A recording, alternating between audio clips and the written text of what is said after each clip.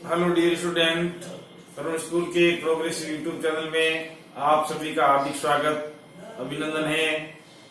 अभी हम कक्षा 12 विषय के अंतर्गत काव्य शास्त्र का अध्ययन कर रहे हैं, जिसमें काव्य दोष अपने जो चल रहे हैं। तो काव्य दोषों के भेद कितने होते हैं और कौन कौन से काव्य दोष होते हैं, अधिकतर का वर्णन किया है।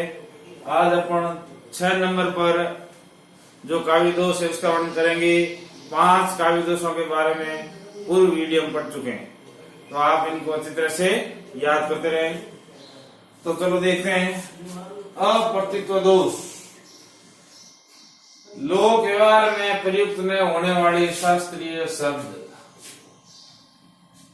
ऐसे शास्त्रीय शब्द जिनका उपयोग केवल शास्त्र व्यवहार में ही किया जाता है, अगर उनका उपयोग लोक व्यवहार में कर दिया जाता है, लोक व्यवहार की काव्य रचना में कर दिया जाता है, तो वहां पर अप्रतित्व दोष होता है। काव्य शास्त्र के शब्दों को लोक व्यवहार में अपन उपयोग नहीं कर सकते। अगर वहां पर उपयोग कर दिया गया तो यह अप्रतित्व दोष माना जाता है। प्रयुक्त होने वाले शास्त्रीय शब्दों का काव्य में प्रयोग होना अप्रतित्व दोष कहलाता है। ये शब्द शास्त्र व्यवहार में ही प्रयुक्त होते हैं, मतलब आम साहित्य में प्रयोग नहीं होते हैं, लोक व्यवहार के साहित्य में प्रयुक्त नहीं होते हैं, केवल शास्त्र व्यवहार में ही प्रयुक्त होते हैं। उदाहरण देखिए, जग जीव जतन की छूटी तटी। केशवदास की रचना है। रीतिकाल के प्रमुख कवि जग जीव जतन की छूटी तटी। तटी यानी यहाँ तटी शब्द का प्रयोग हटियो प्रयुक्त त्राटक मुद्रा अर्थ के लिए दो व्यवहार प्रयुक्त नहीं होता है। त्राटक मुद्रा, तटी शब्द का मतलब हटियोग। हटियोग यानी नातों और सिद्धों में जो हठयोग साधना थी, हठ पूर्वक योग साधना करके ईश्वर की भक्ति करना, ये नाथ संप्रदाय की प्रमुख जो का भक्तिकालीन विचारधारा है हठयोग। तो हठयोग में प्रयुक्त त्राटक मुद्रा इस तटी का मतलब है। तटी शब्द का अर्थ हठयोग में प्रयुक्त त्राटक मुद्रा अर्थ के लिए किया गया, तो लोक व्यवहार में प्रयुक्त नहीं होता। ये लोक व्यवहार के काव्य में प्रयुक्त नहीं होता है, हठयोग में ही प्रयुक्त होता है। यहाँ पर प्रयुक्त हो गया, इसका मतलब यहाँ पर ये अप्रतित्व दोष है। पुत्र जन्म उत्सव समय स्पर्श कीनी बहु गाय। तो स्पर्श शब्द का प्रयोग होता है, वैसे स्पर्श शब्द का शास्त्र में प्रयोग होता है छूना, लेकिन यहाँ इसका क्या अर्थ है देखिए। स्पर्श का लोक प्रसिद्ध अर्थ है छूना, इसका अर्थ क्या है छूना, परंतु कवि ने यहाँ इस शब्द का प्रयोग दान के लिए किया है। स्पर्श कीनी बहु गाय, बहुत सारी गायें। पुत्र जन्म उत्सव समय, पुत्र जन्म के उस समय कई जो राजा लोग थे, खुशी के समय ब्राह्मण कई गाय दान करते थे। गाय ही सबसे बड़ा धन माना जाता था प्राचीन कालीन भारत के अंदर। तो पुत्र जन्म उत्सव समय स्पर्श कीनी बहु गाय, बहुत सारी गायें दान में की। यह स्पर्श शब्द का प्रयोग शास्त्र में होता है छूना, लेकिन यहाँ इसका प्रयोग हुआ है दान के अर्थ में, इसलिए यहाँ पर भी अप्रतित्व दोष है। असलित दोष, असलिल का मतलब होता है बद्धा लज्जाजनक।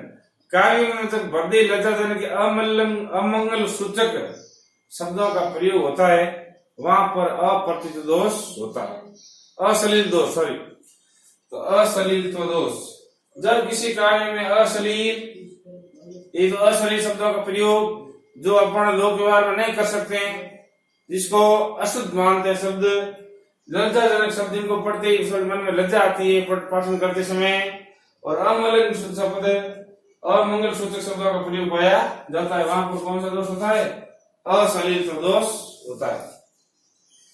अभिप्रेत पद पिया ने पाया। सबसे पहले देखिए, रावण के दरबार में स्थित अंगद पाद शब्द का जो प्रयोग है वो अश्लील माना जाता है, जिसका होता है अपान वायु। तो इसका इस वाक्य प्रयोग होने से ये अश्लील तो दोष है, इसका प्रयोग यहाँ पर लज्जाजनक है। अभिप्रेत पद पिया ने पाया, अभिप्रेत यानी प्रेत, प्रेत शब्द का प्रयोग किया करना अमंगल सूचक माना गया, इसलिए इसमें भी कौन सा दोष है? असलिलत्व दोष। हथियारी चित्त प्रिय करत रसिक तन खून, हथियारी शब्द भी अमंगल सूचक है, इसका काव्य पंक्ति में प्रयोग नहीं होता, लेकिन यहाँ पर प्रयुक्त हो गया तो ये अश्लीलत्व दोष है। इसमें अमंगल शब्द के कारण चित्त प्रिय करत रसिक जन खून, खून शब्द का प्रयोग भी अपन सीधे नहीं कर सकते हैं, खून शब्द डायरेक्ट अमंगल का सूचक है, इसलिए यहाँ पर कौन सा दोष हो गया? अश्लील। लगे थूक कर चाटना, थूक कर चाटना ये कोई हिंदी भाषा का या सभ्य शब्द नहीं है, मुहावरा है, लेकिन ये सभ्य शब्दों में नहीं आता है।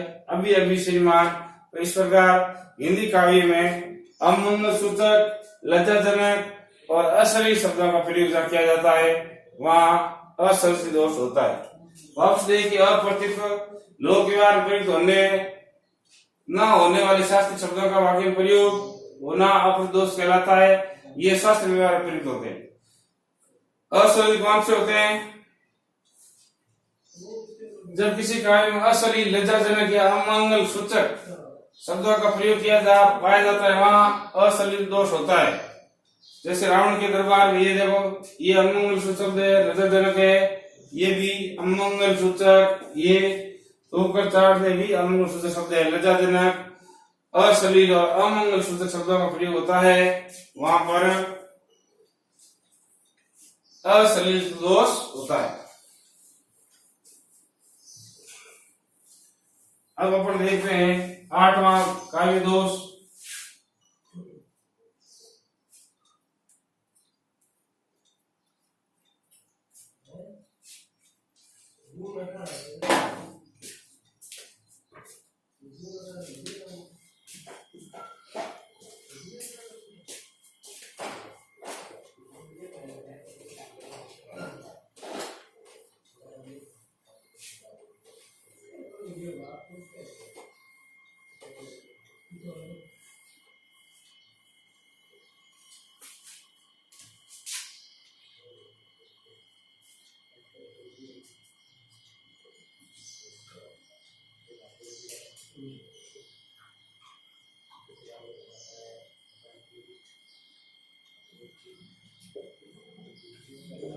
क्लिष्टत्व दोष, क्लिष्ट कठिन, जैसे कोई अपने पंक्ति बदली और उसका अर्थ बोध है बहुत कठिन से होता है, एकदम पढ़ते समझ में नहीं आती है, उसके लिए कई स्तरों से गुजरना पड़ता है।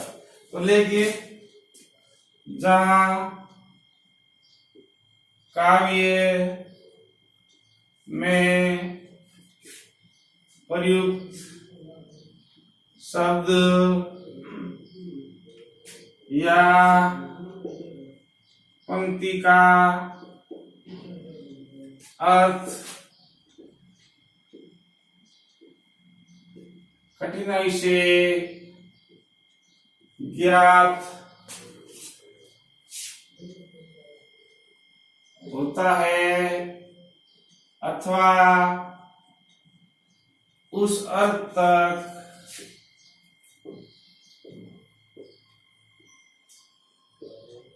पहुंचने के लिए कई स्तरों से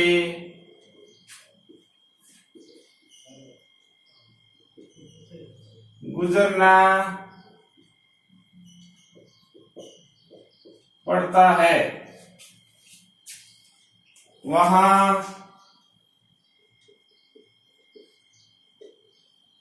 क्लिष्टत्व दोष होता है।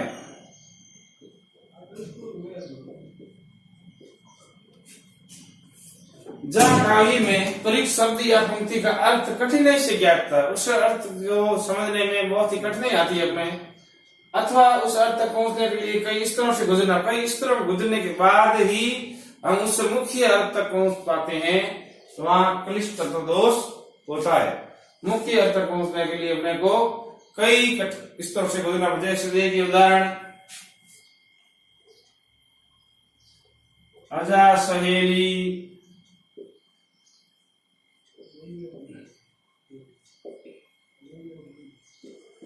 अजा शैली तासुरिपु, ता जननी भरतार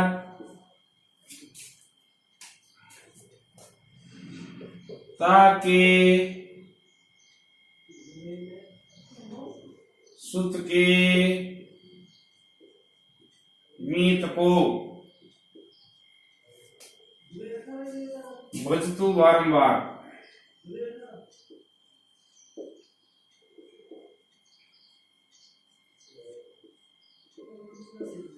इसका अर्थ है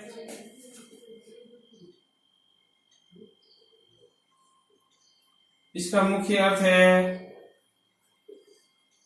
कृष्ण भगवान श्री कृष्ण की बार बार भजो। इसका अर्थ है भगवान श्री कृष्ण को बार बार भजो, उनकी भक्ति करो। लेकिन इस पंक्ति से उसका अर्थ अपने को बिल्कुल समझ में नहीं आता है। इसके लिए अपना अर्थ बोध शुरू करेंगे। अजाशयली,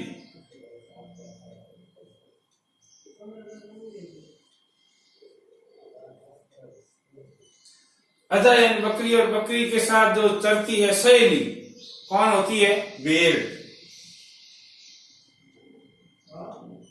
अजा शैली, बकरी की शैली कौन? भेड़। तासु यानी उसका, रिपु यानी शत्रु।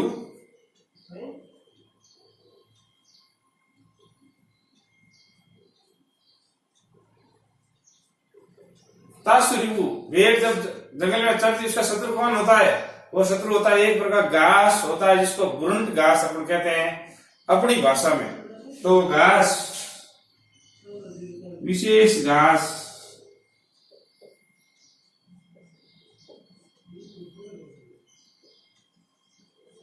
जिसको बुरंट घास भी कहते हैं। अजा शैली तासु रिपु, बकरी की शैली भेड़, और भेड़ का शत्रु घास, जो बुरंट घास होता है उसके शरीर पर जगह जगह जो चुभ जाता है तो उसको ऊन के अंदर फंस जाता है तो बहुत कट नहीं होती उसको।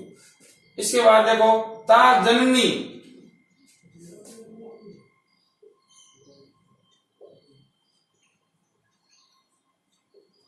अब देखो इससे बुरंट घास की जननी कौन है? कहां पर उगता है वो? पृथ्वी पर, उसकी जननी है पृथ्वी। फिर है भरतार,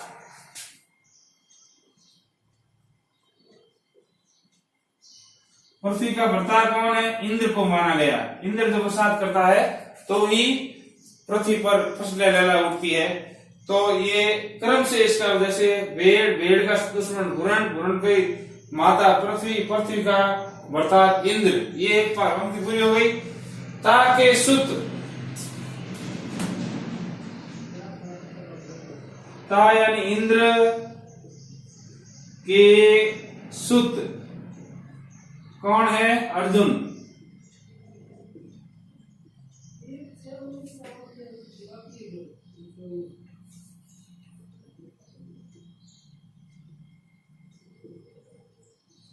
ताके यानी ये भरतार इंद्र है। इंद्र का सुत कौन है? अर्जुन को इंद्र का धर्मपुत्र माना गया। सुत के मीत, सुत यहां कहा गया है अर्जुन को। अर्जुन के मीत कौन है? कृष्ण है। महाभारत में जिनके साथ बने थे, सहयोग किया था, तो अर्जुन के मीत है कृष्ण। तो ये इनकी भक्ति तुम बार बार करो। इस अर्थ तक पहुंचने के लिए अपने को कई स्तरों से गुजरना पड़ा, इसलिए यहाँ पर क्लिष्ट दोष है।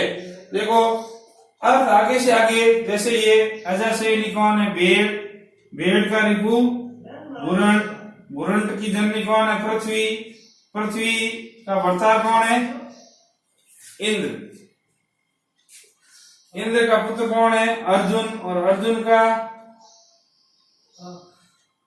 अर्जुन जो श्रुत है इंद्र का, उसके मित्र कौन है? कृष्ण। तो इस प्रकार विभिन्न स्तरों से गुजरना पड़ता है। इसलिए यहाँ पर कौन सा अलंकार हो गया? अलंकार दोष, काव्य दोष, क्लिष्ट दोष हो गया। तो अपने को याद करना, जब काव्य में प्रयुक्त शब्द या पंक्ति का अर्थ कठिनाई से ज्ञात होता है, या अथवा उस अर्थ तक पहुंचने के लिए कई इस तरफ से गुजरना पड़ता है, वहां क्लिष्ट दोष होता है। अजा शैलिता सुरिपुता जननी भरतार और ताके सुत के मीत को भजतु बारंबार, अर्थात भगवान श्री कृष्ण की भक्ति करो, उनके भजन करो। हमको इस अर्थ तक पहुंचने के लिए अनेक इस तरह का सामना करना पड़ा, इसलिए यहाँ पर क्लिष्ट दोष होए। तो अपतित दोष, क्लिष्ट दोष, ये दोष पढ़ लिया आपने, इनको अच्छी तरह से आप याद करें, कंठस्थ करें। ये बहुत एक बार समझ आने के बाद काव्य शास्त्र में क्या है, गणित की तरफ नंबर आते हैं। एक बार आप अस्तित्व समझ लिया, छंद में मात्रा का ज्ञान हो गया, गणों की पहचान हो गई, यति गति की पहचान हो गई और अलंकारों की परिभाषा उदाहरण समझ में आ गए, तो पूरे में से पूरे नंबर आते हैं। 16 में 16 नंबर आते हैं काव्य शास्त्र। इनको अच्छी तरह से आप मेहनत करें और हमारी शुभकामनाएं आपके साथ है। निरंतर हम आपके लिए मेहनत करते हैं, उनको आप अच्छी तरह से लगन और निष्ठा से याद करें। Be active, be alert. इन्हीं शुभकामनाओं के साथ धन्यवाद।